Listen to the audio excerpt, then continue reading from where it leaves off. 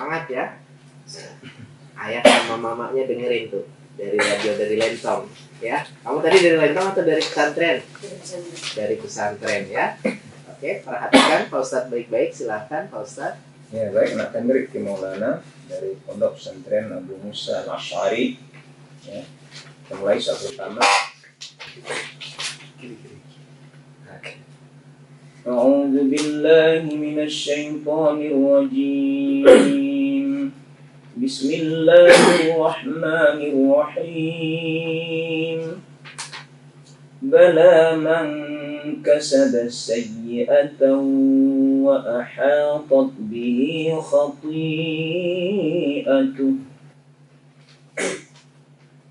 أعوذ بالله من الشيطان الرجيم بسم الله الرحمن الرحيم بلى من كسب السيئة وأحاطت به خطيئته فأولئك أصحاب النار هم فيها خالدون والذين آمنوا وعملوا الصالحات أولئك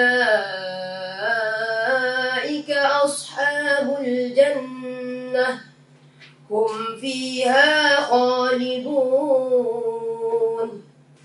وإذ أخذنا ميثاق بني إسرائيل لا تعبدون إلا الله وبالوالدين إحسانا وذي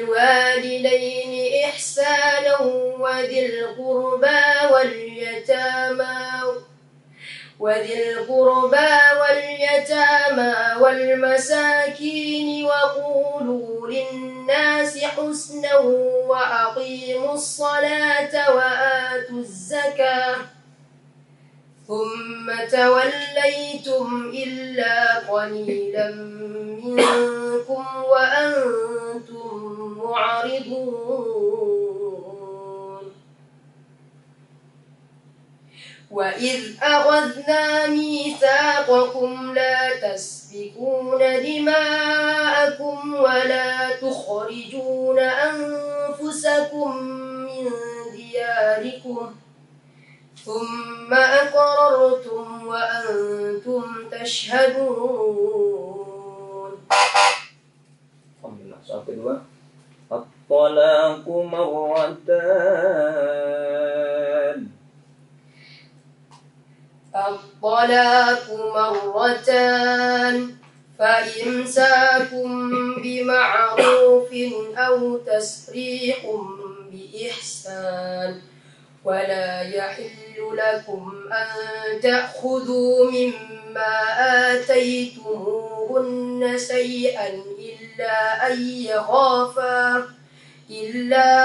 يخافا ألا يقيما حدود الله فإن خفتم ألا يقيما حدود الله فلا جناح عليهما فيما افتدت به تلك حدود الله فلا تعتدوها ومن يتعد حدود الله فأولئك هم الظالمون فإن طلقها فلا تحل له من بعد حتى تنكح زوجا غيره فإن طلقها فلا تحل له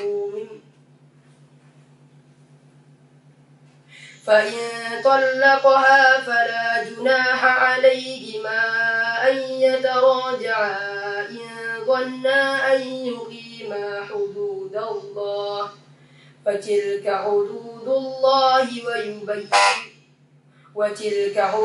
الله يبينها لقوم يعلمون. Soal ketiga, يسألونك عن الشهر الحرام قتال فيه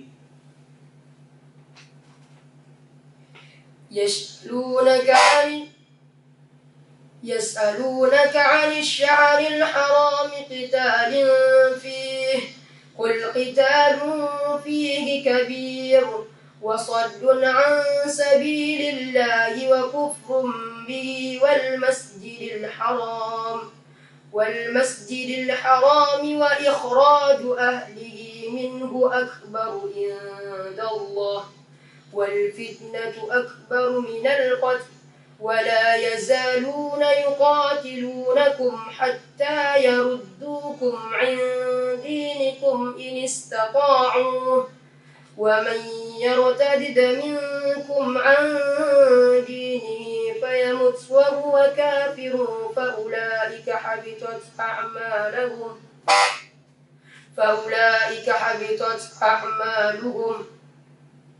أولئك أصحاب النار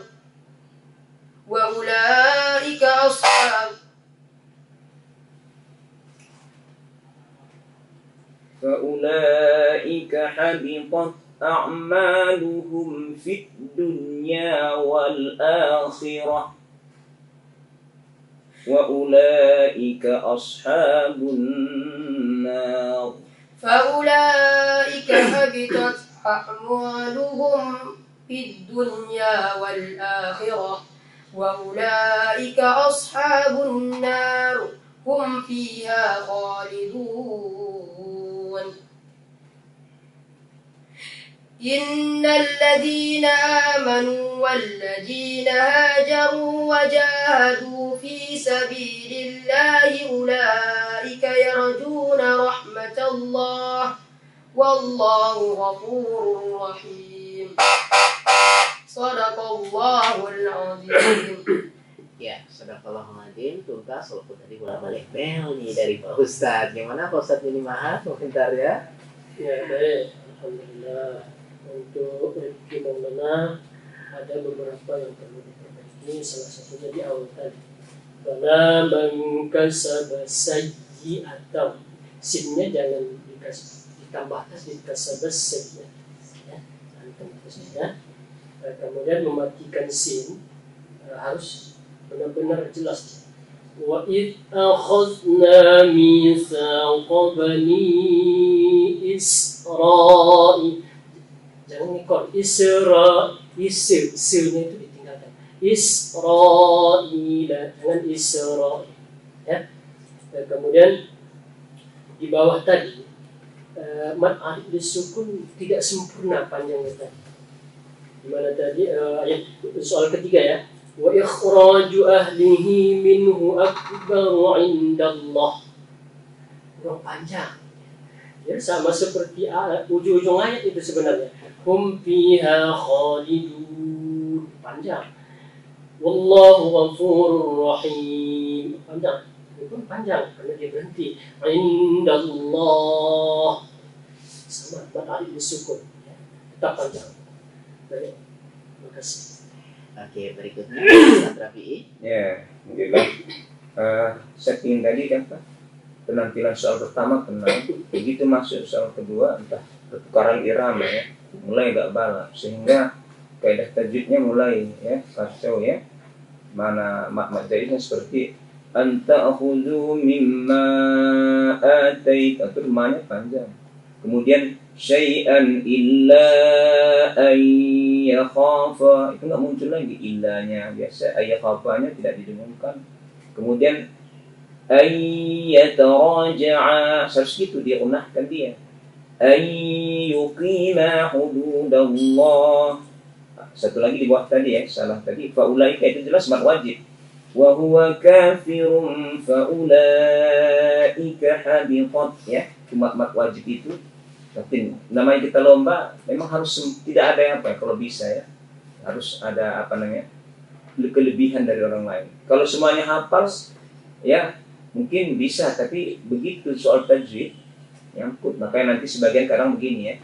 Wah, enggak ada salah, enggak ada bel, tapi enggak masuk final kan gitu kan. Nah, orang atau yang hanya dengar orang ya, enggak bel kan begitu. Tapi bagaimana bacaan kan gitu kan. Nah, itu perhatikan dia itu. Ada masalah tajwid, masalah fasah ya. Itu belajar lagi ya, jangan buru-buru. Baik, terima kasih ya.